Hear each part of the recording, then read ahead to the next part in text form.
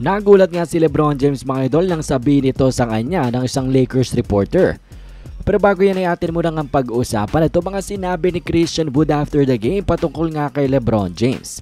Dahil matapos nga ng short performance lang ni LeBron this game, 24 minutes, 17, 9 and 7 ang tinala mga idol ay si Christian Wood ay talaga namang pinuri si LeBron James sa kanyang interview.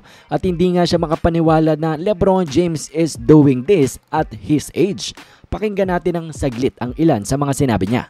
He's incredible, man. I don't how he takes care of his body, his preparation to do what he does at 38 and still, I think, he should be in the MVP race. Well, kanya nga inendorso itong si LBJ bilang MVP nga daw. Dapat kasama nga daw sa MVP race itong si LeBron James because of what he is doing.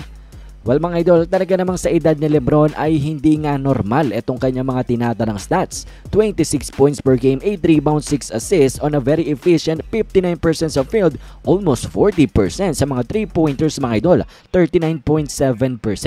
Kaya naman para kay Christian Wood, abay si LeBron James dapat nasa MVP race dahil currently mga idol wala nga sa top 10 itong Lakers superstar. At ngayon nga mga idol ay atin ang pag-usapan ng ikinagulat ni LeBron James sa interview niya mga idol sa post-game interview. Dahil sa kalagitnaan kasi ng interview ay siningit nga ng Lakers reporter. At sinabi nga kay LeBron na alam mo ba LeBron na mas matanda ka pa sa Jazz head coach? Pinaulit pa nga ni LBJ mga idol parang hindi naintindihan kaya't inulit na sinabi na mas matanda ka pa. You are older than the Jazz head coach. At ito ang reaksyon ni LeBron mga idol pagkagulat niya. Who? The Utah head coach? I'm older than heck. Oh, wow. I just had to throw. My goodness. No, my goodness. Well, kahit ako mga idol, first time ko lang din malaman na ito palang si LBJ mas matanda pa sa head coach ng Utah.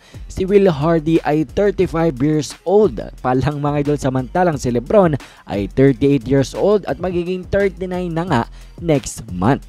So talaga nga namang nakakagulat. Siguro kahit sino siguro na NBA fan ay magugulat na wow, mas matanda pa pala si LeBron James sa Jazz head coach. Hindi na nga lang si LeBron mas matanda sa mga NBA players ngayon na yung mga anak ng mga players na nakalaban niya dati, nakakalaban niya na ngayon, abay pati mga head coach mga idol ay mas bata na kay LeBron James.